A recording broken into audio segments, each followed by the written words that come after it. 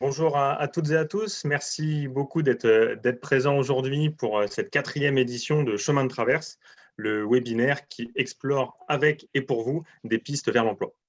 Avant de rentrer dans le vif du sujet, sur le passionnant secteur que nous allons voir aujourd'hui, je passe la parole à Vincent Godbout, délégué général de Solidarité Nouvelle face au chômage.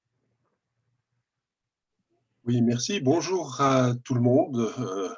Vous avez choisi le webinaire Chemin de traverse proposé par Solidarité Nouvelle face au chômage dans le cadre de notre programme 100 000 rencontres solidaires. Je vous en remercie.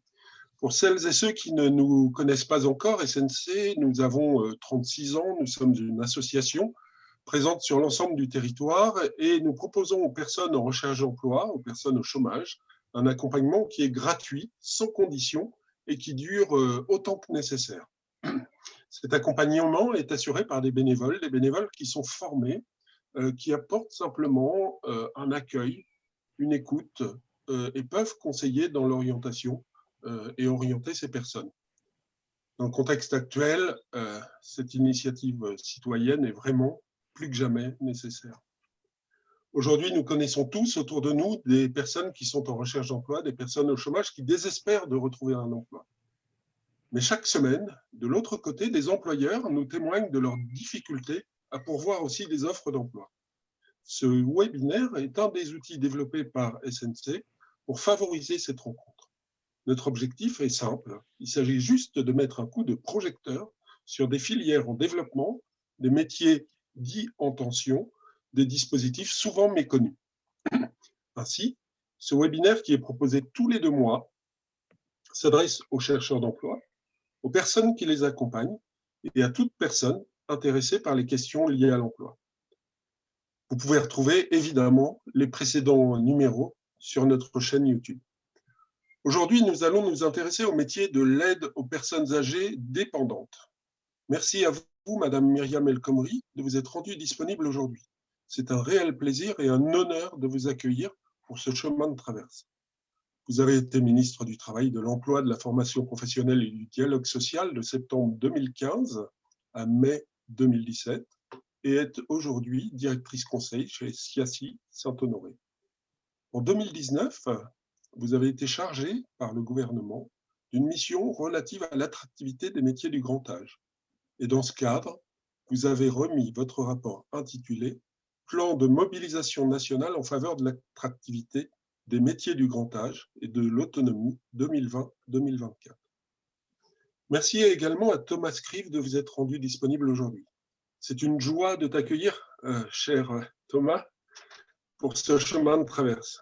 Depuis que nous avons quitté les bancs de l'école commune, tu es devenu directeur général de la fédération ADMR du Jura, premier acteur de l'aide et des soins à domicile dans le département. En effet, tu comptes plus de 650 salariés, 300 bénévoles et 4000 personnes bénéficient de l'aide de l'ADMR dans le Jura. Merci enfin à William Renaud pour l'animation du webinaire, à René Lidin de l'avoir préparé, à Jean-François Ferry d'en gérer la technique. Merci enfin à chacun d'entre vous pour votre participation. Je vous souhaite un bon webinaire. Merci beaucoup Vincent pour ce propos introductif et pour ces précisions. Avant de passer la parole à Monsieur Scrive et Madame El Khomri, un petit mot sur chemin de traverse, comment ça se passe. Alors, dans un premier temps, avec nos invités, nous allons découvrir ensemble le secteur donc, de l'aide aux personnes âgées dépendantes. Nous discuterons des métiers qui recrutent, des opportunités d'emploi à très très court terme. Et puis, nous allons évoquer les aspects plus pratiques sur les parcours de formation possibles, comment décrocher un entretien, quels sont les sites Internet spécialisés, par exemple, sur lesquels vous allez pouvoir trouver des offres d'emploi. À ce propos, et bien que votre micro soit coupé, vous pouvez poser vos questions dans le chat. Vous avez une petite procédure qui est indiquée dans le chat. Et je dirais même plus, non seulement vous pouvez en poser, mais surtout on attend vos questions. Chemin de traverse, c'est vraiment ça, l'objectif de ce webinaire, c'est-à-dire pouvoir échanger en direct avec des professionnels d'un secteur. Pour ouvrir cette fonctionnalité, posez votre question. Il vous suffit d'appuyer sur la petite bulle qui est en bas de votre écran. Je vous propose, une fois ce petit point technique terminé, de rentrer dans le vif du sujet et on va pouvoir donc laisser nos intervenants se présenter. Donc Madame El Khomri, pour commencer, est-ce que vous pouvez nous dire un petit peu qui vous êtes et à quel titre vous êtes parmi nous aujourd'hui, s'il vous plaît? Bonjour, bonjour à toutes et à tous. Merci beaucoup de l'invitation et bravo à tout le travail qui est fait aujourd'hui par les bénévoles de SNC et les bénévoles et bien sûr toutes les équipes de SNC qui est précieux. Alors moi, j'interviens plus par rapport au rapport que Vincent a cité, puisque j'ai eu l'honneur de réfléchir avec une équipe projet, avec des auxiliaires de vie et des aides-soignants, à comment rendre ces métiers plus attractifs, et on va en parler assez longuement aujourd'hui, avec un combat qui est le nôtre, mais qui est celui de Thomas et qui est celui de beaucoup d'employeurs et de salariés du secteur, c'est que pour améliorer leurs conditions de travail, il faut qu'il y ait plus de monde qui vienne travailler dans ce domaine-là. Ça, c'est un premier point. Et le deuxième point, c'est comment nous avons une chance, c'est qu'aujourd'hui, nous vivons plus longtemps. C'est une chance, ce n'est pas un fardeau, c'est une chance. Et donc, pour pouvoir vivre le plus longtemps, il faut pouvoir être accompagné à partir d'un moment. Et nous allons parler tout au long de ce webinaire de métiers qui ont du sens, qui donnent du sens et qui ont impérativement besoin d'être revalorisés. Et on va en parler de façon très transparente avec vous cet après-midi. Donc, moi, mon combat, c'est de dire que c'est des métiers qui sont non délocalisables, dont on a besoin sur tout le territoire, qu'on soit en hyper-ruralité, qu'on soit en situation urbaine, qu'on soit aussi proximité des frontières, parce qu'on sait que parfois on va dans d'autres pays où ça se passe peut-être mieux d'un point de vue rémunération, mais on l'évoquera aussi. On a besoin partout. C'est des métiers qui ont du sens. Et donc, si on peut créer quelques vocations à travers ce webinaire, et ça serait vraiment quelque chose d'important pour nous tous et pour les personnes notamment âgées qui attendent des personnes à leur domicile pour venir les accompagner. Très bien, merci beaucoup. Je me tourne vers vous à présent, monsieur Scrive. Vous êtes donc directeur de l'ADMR du Jura. ADMR, ça signifie aide à domicile en milieu rural. Madame El Khomri parlait de cet aspect du métier. Donc, vous êtes un acteur du soin et de l'aide aux personnes âgées et dépendantes. C'est bien ça? Oui, tout à fait. Bonjour à tous. Donc, je suis le directeur de la Fédération ADMR du Jura depuis maintenant 8 ans. L'ADMR dans le Jura, c'est un acteur donc de l'aide et des soins à domicile, avec des services d'aide et d'accompagnement à domicile et des services de soins infirmiers à domicile. Donc, les équipes qui travaillent pour l'ADMR dans le Jura sont principalement composées d'aide à domicile et d'aide soignante. Très bien, merci beaucoup. Vous avez donc tous les deux une excellente connaissance du secteur de l'aide aux personnes âgées. On va parler ensemble des métiers qui sont sollicités aujourd'hui, pour lesquels il y a des offres d'emploi. On va également se projeter un petit peu et voir quels peuvent être les métiers nouveaux ou les métiers qu'on connaît moins par rapport à ce secteur, et puis décrire également les profils qui sont recherchés, les formations, éventuellement les possibilités de reconversion qui existent. On est à l'instant où je vous parle une quarantaine, 39 participants très précisément. Et donc, si vous avez des questions sur les sujets qu'on va aborder, n'hésitez pas à les poser dans le chat. On veut vraiment que vous repartiez avec une réponse à l'ensemble des questions avec lesquelles vous avez pu venir aujourd'hui.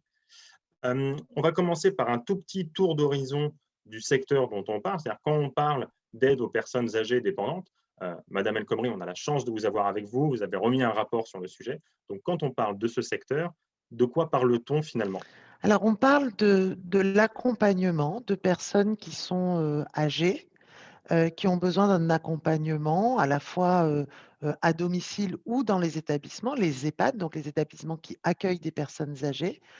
Cet accompagnement, il y a des soins dans cet accompagnement. Il y a aussi on va dire, de l'aide pour des actes de la vie quotidienne. Et il y a aussi, en gros, on se met à disposition de la personne âgée pour prévenir finalement sa dépendance et renforcer son autonomie le plus longtemps possible.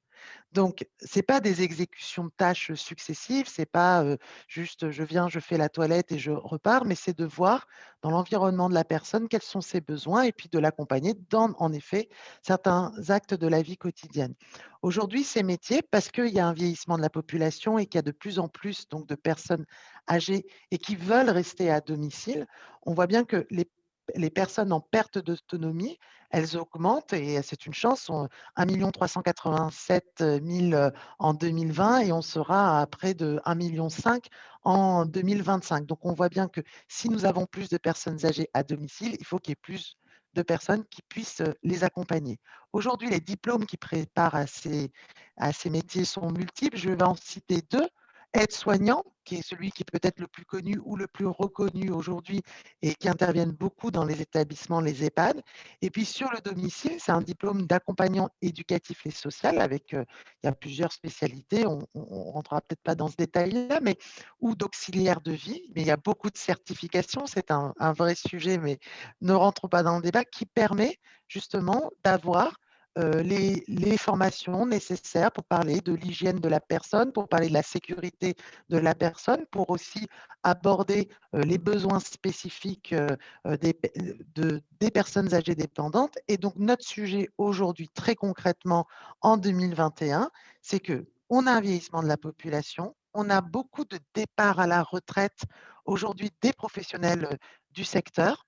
Et donc, on a un effet un peu ciseau. Et d'ailleurs, l'été 2019, à peu près 10% des personnes âgées ne trouvaient pas de personnes pour intervenir à domicile. Et concrètement, ça veut dire quoi? Certaines ont pu rester alitées de fait de ne pas avoir de personnes qui puissent intervenir. Donc, on est vraiment sur des enjeux éthiques, de dignité, bien évidemment, de la personne. Et donc, c'est ce que le rapport que j'avais porté à l'époque avec tous les acteurs et l'ADMR sont très motards, hein, bien évidemment, en la matière, c'est d'essayer de trouver des solutions pour donner envie d'aller sur ces métiers.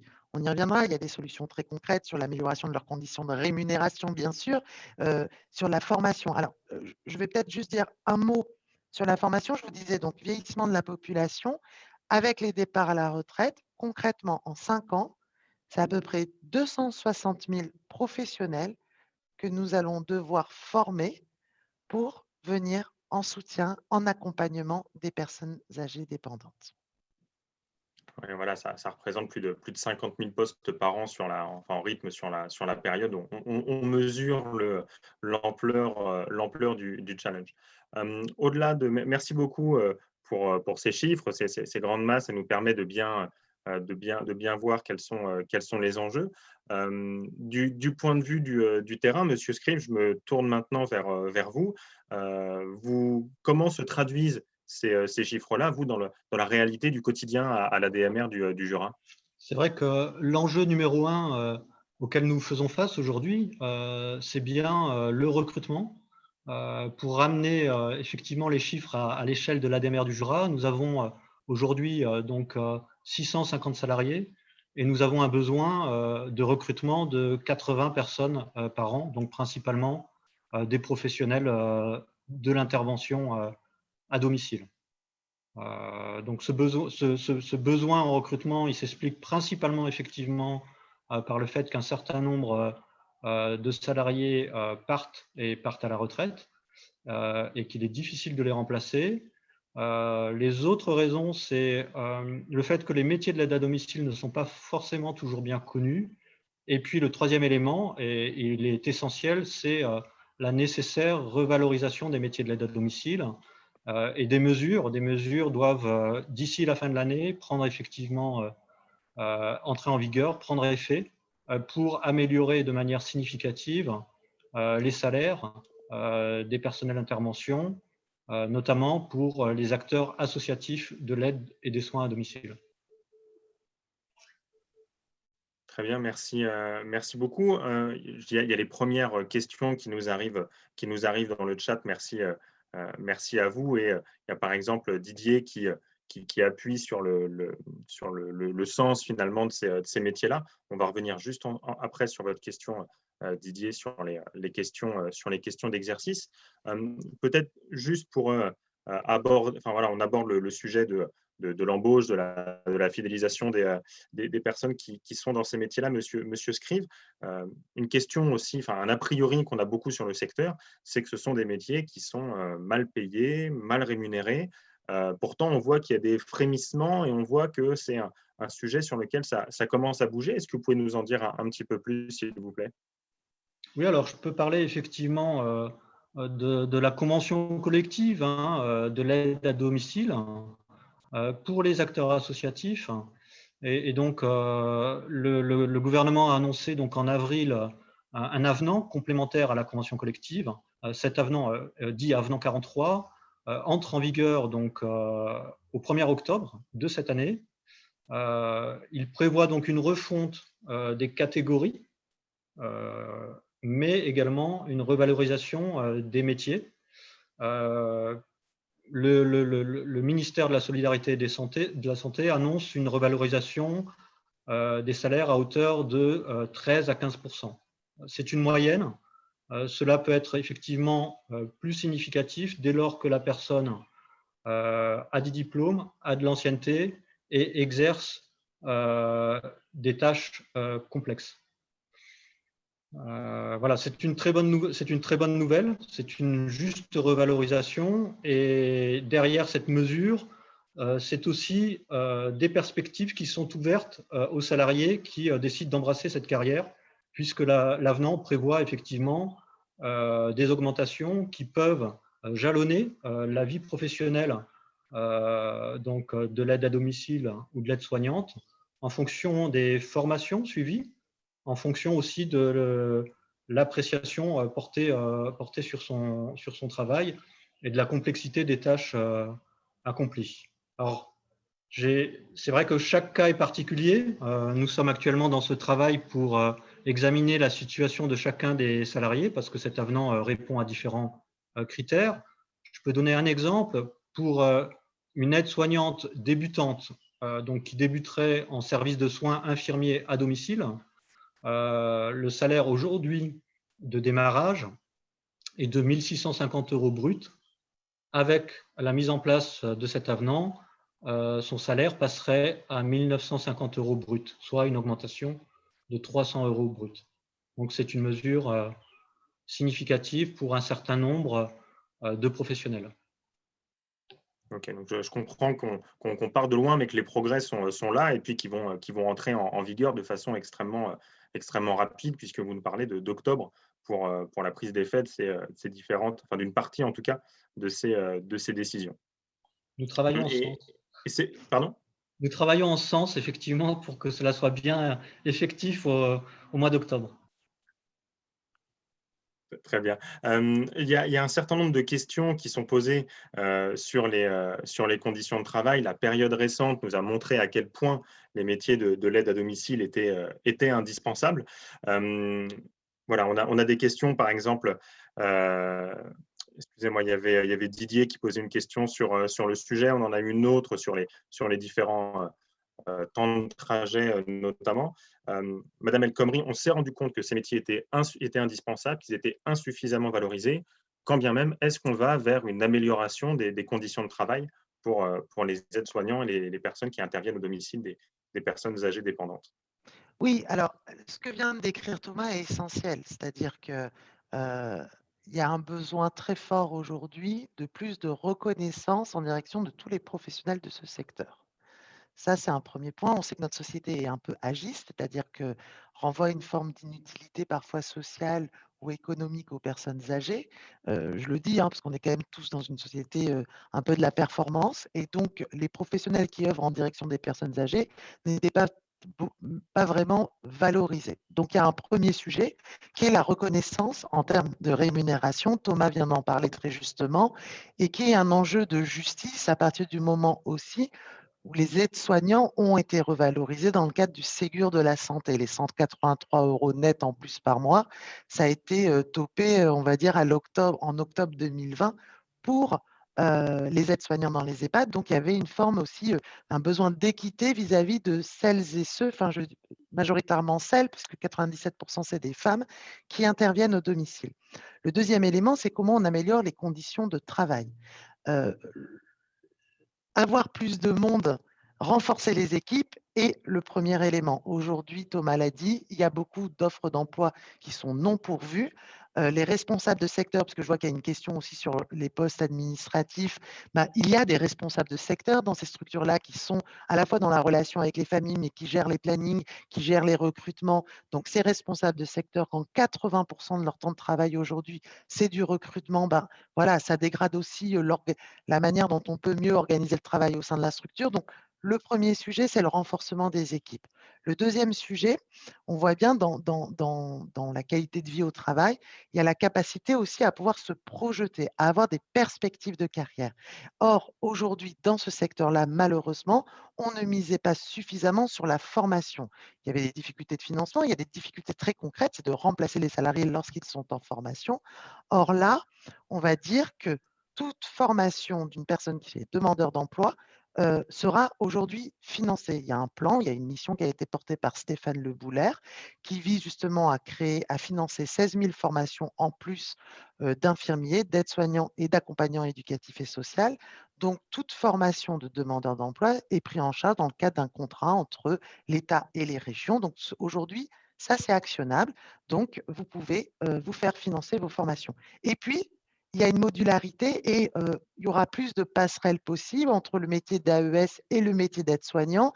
Voilà, il y aura des passerelles qui seront permises, développées aussi, ainsi que de la promotion professionnelle. Ça veut dire, vous rentrez comme aide-soignant, vous souhaitez devenir infirmier, vous pourrez vous faire également vous financer, vous n'aurez pas besoin de démissionner et puis d'aller à Pôle emploi. Cela sera aujourd'hui une convention entre le ministère du Travail et les OPCO du secteur, qui sont les opérateurs qui collectent les financements et qui vous financent la formation notamment des salariés pour donner un grand plus. Ce point est important parce que si on vieillit plus longtemps à domicile, on va être face à des professionnels qui vont devoir être armés face à des troubles cognitifs des personnes à domicile.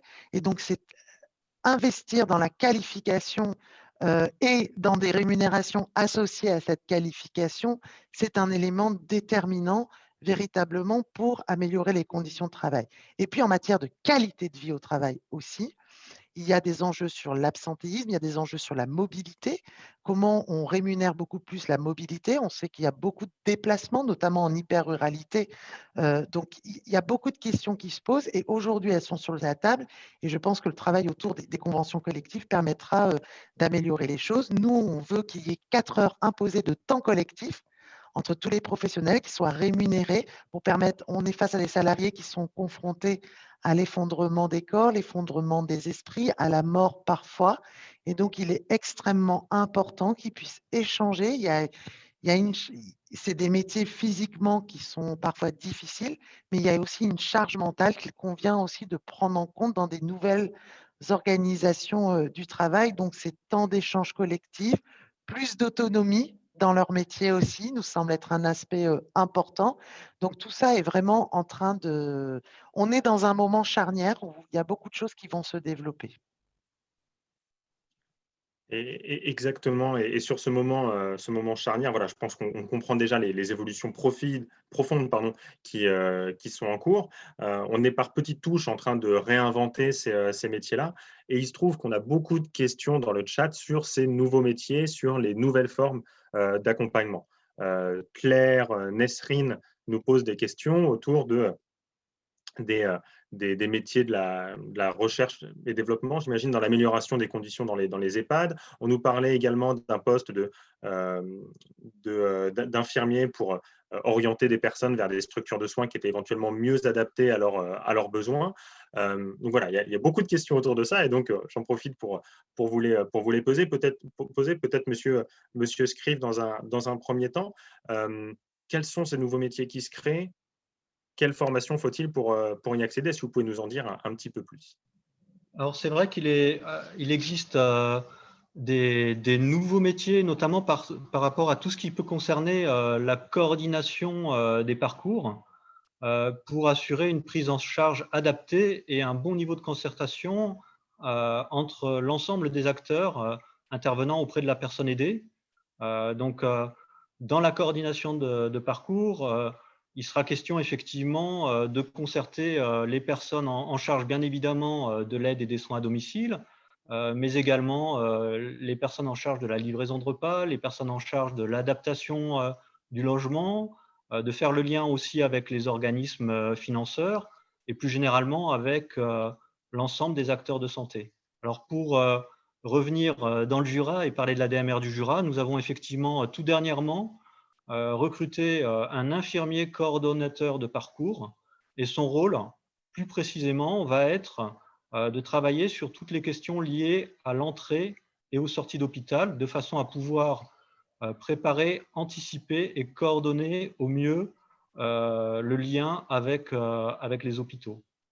Alors, j'ai parlé d'un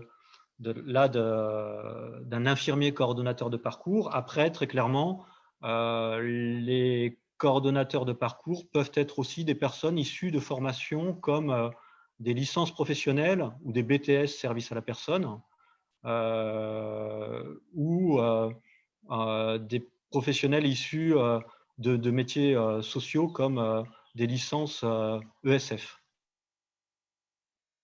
Ok, très bien. On est en train de voir là à l'écran tout de suite différents métiers et puis les différentes compétences qui peuvent être mobilisées. Peut-être juste dire un mot, on a également, en préparant ce webinaire, parlé par exemple des métiers comme ergothérapeute, qui sont des métiers qui peuvent s'exercer à Bac+3. Comment ça intervient dans la prise en charge? Comment est-ce qu'on intègre finalement ces nouvelles compétences dans la prise en charge? Oui, alors l'ergothérapeute, effectivement, c'est un métier qui n'est pas forcément très bien connu, mais qui, par rapport à ces prises en charge de personnes vulnérables, joue un rôle important.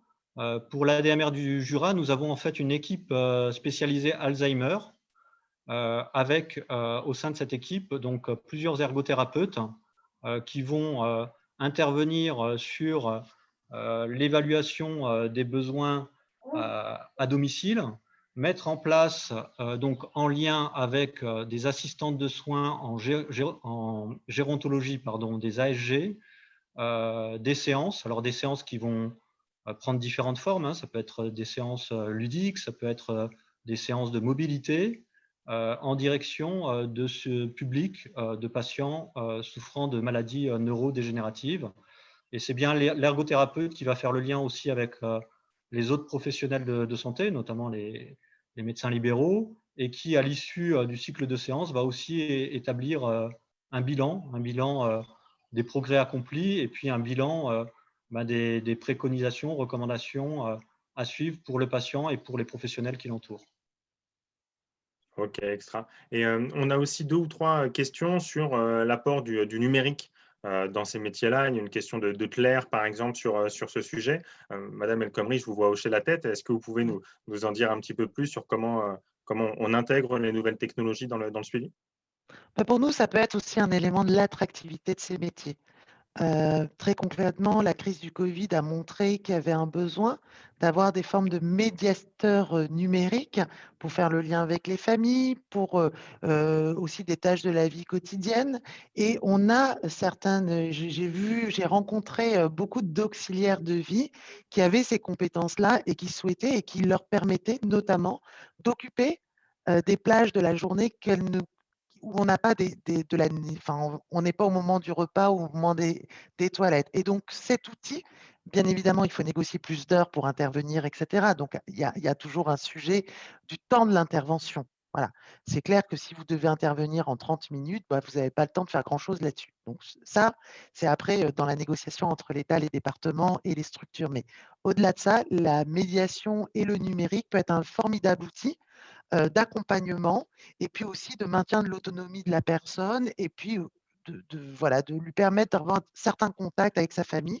Donc, il y a des formations spécifiques qui sont en train de se développer sur médiateur du numérique et qui peut être, comme vous savez, vous avez aussi des auxiliaires de vie qui étaient avant intermittents du spectacle, qui ont des vraies capacités pour mettre en place des actions culturelles avec ce public-là. Je trouve dommage de ne pas mettre ces actions en valeur parce que finalement, c'est des outils pour gagner cette confiance, pour améliorer cette relation humaine.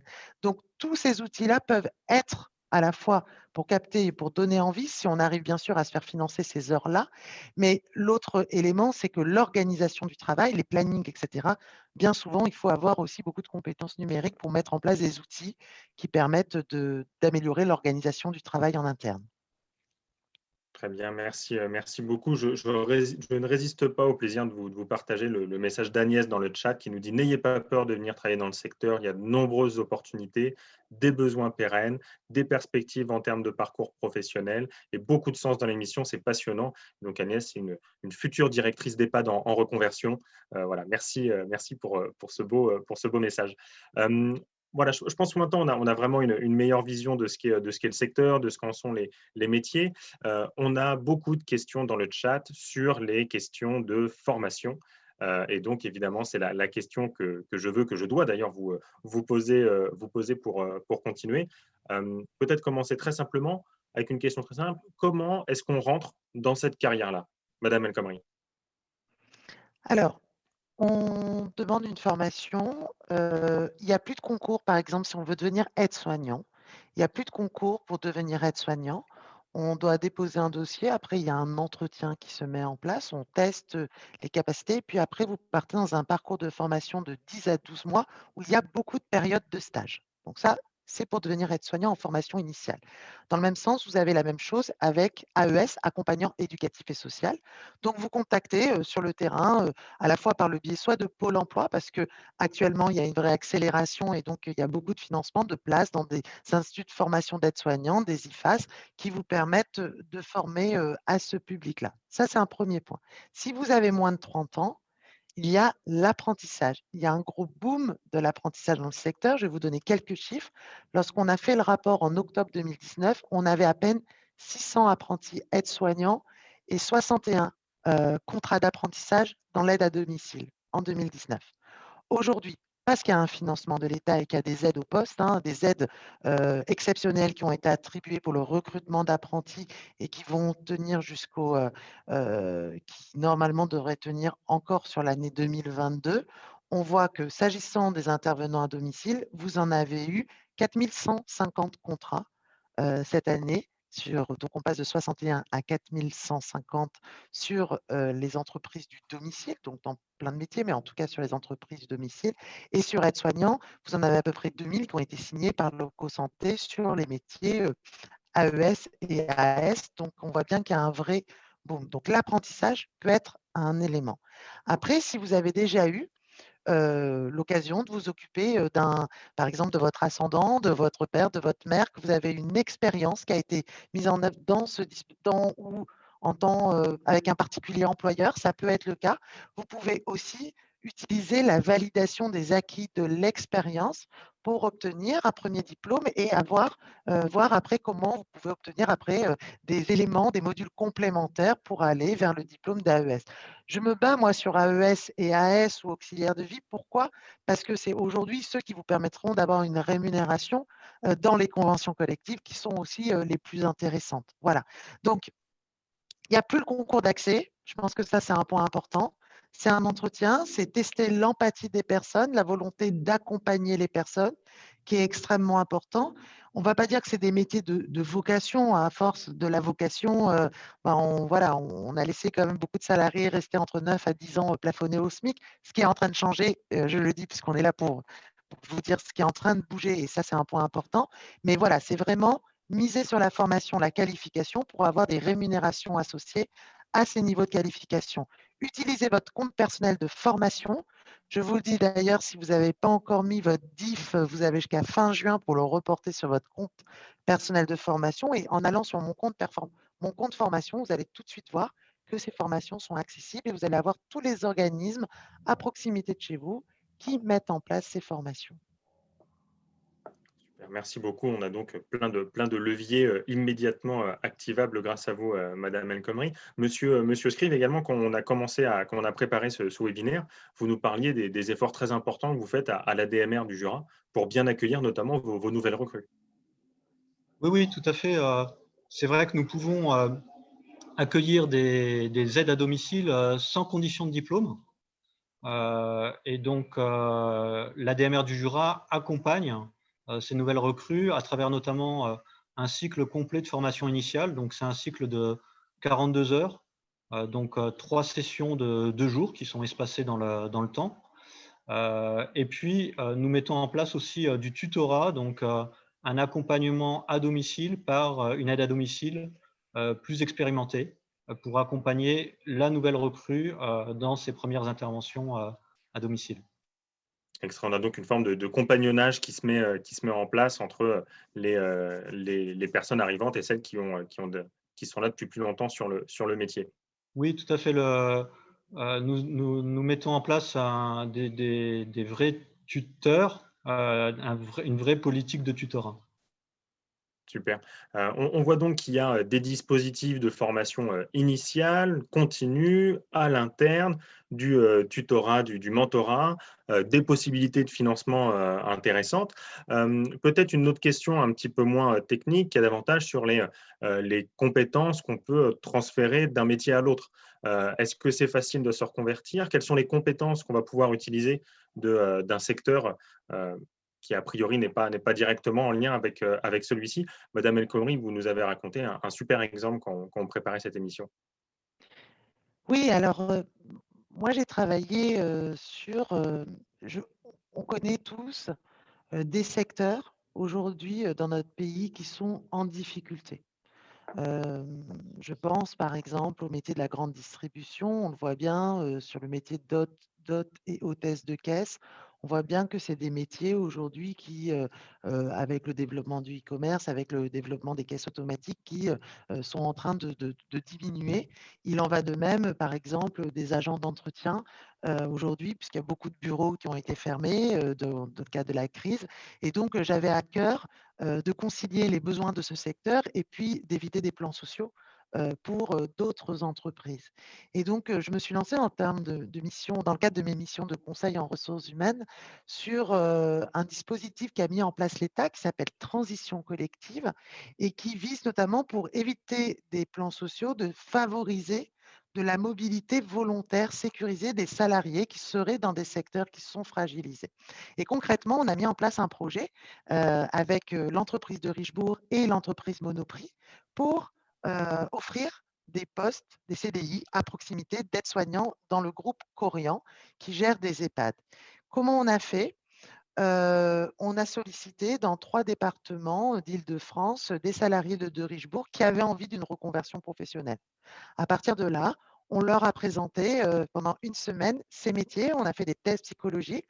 On a évalué aussi le niveau de français parce que c'est un élément extrêmement important dans le cadre des transmissions et dans le métier au quotidien pour ne pas les mettre en échec derrière.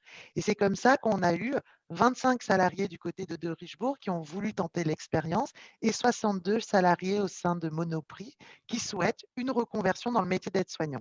Et ce qu'on a fait chez Corian, c'est un tuteur pour 4 personnes, donc comme Thomas, pour vraiment faciliter l'intégration. Et on a fait de la formation, à la fois une partie en institut de formation d'aide-soignants, on a 72 heures sur les règles d'hygiène, les règles de sécurité, puis après de la formation en situation de travail, et ainsi de suite. Donc un parcours qui va durer 14 mois. Et au bout, il y aura une forme de validation des acquis de l'expérience, une VAE inversée, qui permet justement, donc on a fait un parcours adapté à des salariés qui étaient en poste.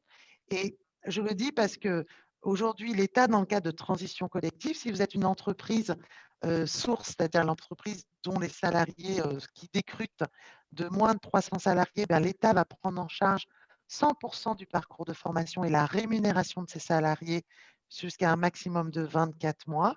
Si vous êtes dans une entreprise de 300 à 1000, l'État va prendre en charge 75%.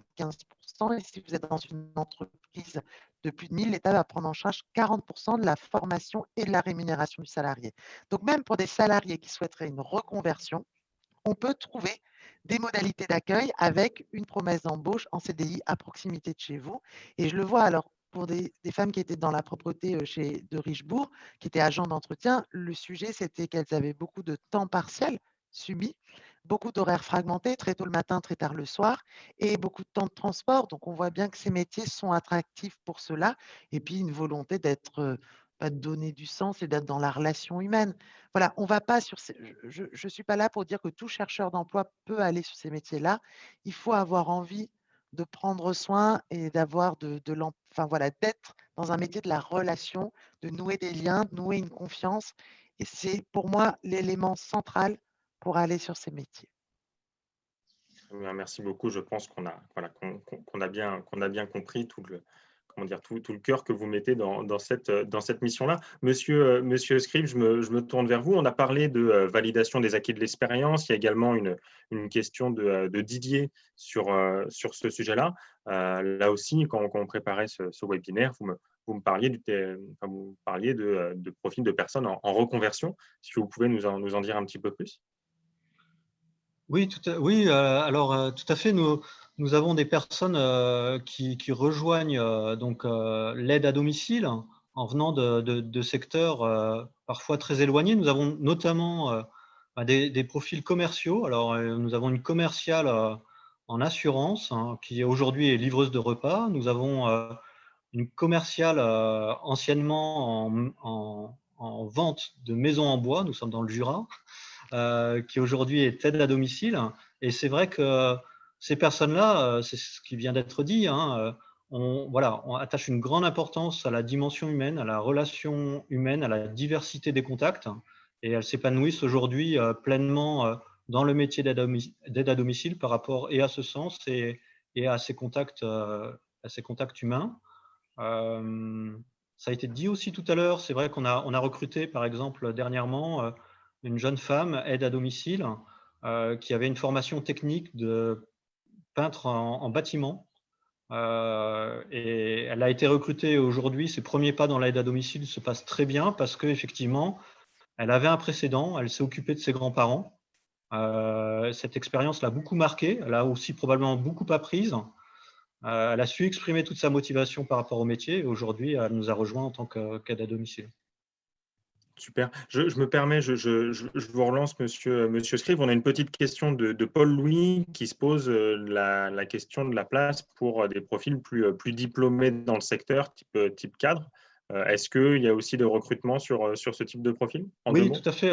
Alors déjà, effectivement, nous avons des fonctions support. Si on prend la DMR du Jura, la fédération départementale a bien un rôle de support. En entreprise, on dit parfois back-office.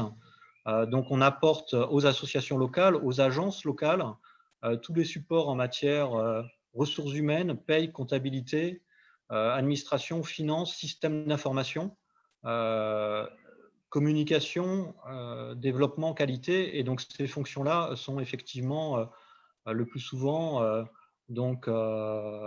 occupées par des personnes qui ont différentes formations. Donc, ça peut être notamment des licences ressources humaines pour les personnes qui travaillent au sein du pôle ressources humaines.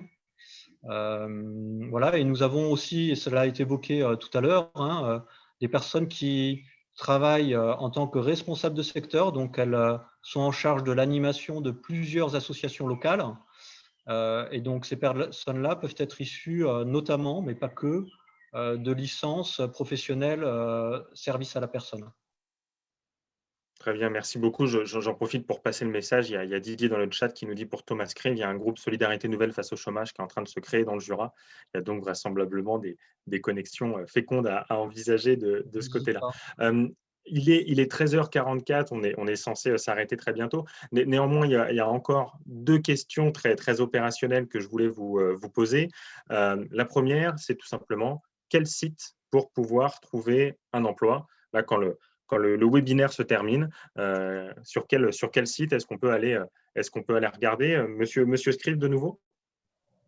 Alors, en premier lieu, je dirais le site de Pôle emploi. Et puis après, un site propre effectivement au métier de l'aide à domicile, cœur-emploi au pluriel.fr. Ok, très bien. Je me permets, je le partage dans le chat. Ah ben voilà, j'ai été devancé évidemment. Madame El Khomri également, si vous avez une piste ou quelque chose à donner à nos auditeurs. Je pense qu'il y a à la fois toutes les associations et toutes les entreprises du secteur. Ça va de la Croix-Rouge qui cherche à recruter, à la DMR, enfin voilà, tout est sur leur site bien évidemment. On voit bien que les groupes Facebook, aujourd'hui, enfin, quand on a analysé quelles étaient les modalités, ben, on voit bien que sur les groupes Facebook, c'est aussi un lien où on a pas mal de cooptation par ce biais-là. Moi, j'invite vraiment aussi, bien évidemment, enfin, je pense qu'il n'y a pas de difficulté pour trouver un employeur dans ce secteur-là. Sur les organismes de formation, c'est vraiment avec mon compte formation que vous pouvez véritablement trouver. Et je vais vous donner un élément. L'État a lancé un plan d'urgence à l'automne sur le recrutement massif dans le secteur. Il y a eu à peu près 40 000 recrutements sur les 52 000 offres qui avaient été déposées. Donc, on voit bien que Pôle emploi vraiment est en train de monter dans le recrutement de tous ses collaborateurs. Donc, n'hésitez pas, et c'est vraiment, je pense que je n'aurais pas dit ça en 2019, mais on voit bien qu'aujourd'hui, on est dans, de toute façon, on ne pouvait pas faire pire dans ce secteur-là.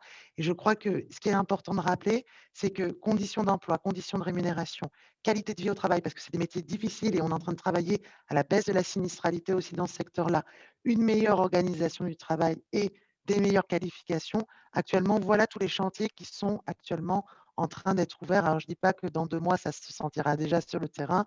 Néanmoins, il y a un vrai investissement pour améliorer les choses actuellement. Super, merci beaucoup. On va en rester là pour aujourd'hui.